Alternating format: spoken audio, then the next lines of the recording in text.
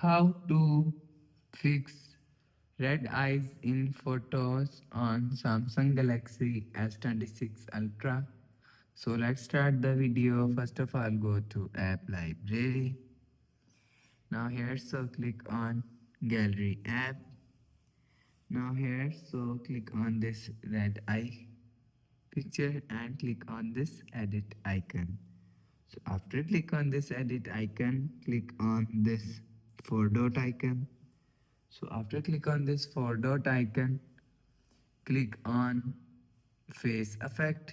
So after click on face effect, scroll down to end, and now here showing you fix red eye. So click on fix red eye and click on multiple clicks on eyes, and after the process click on save.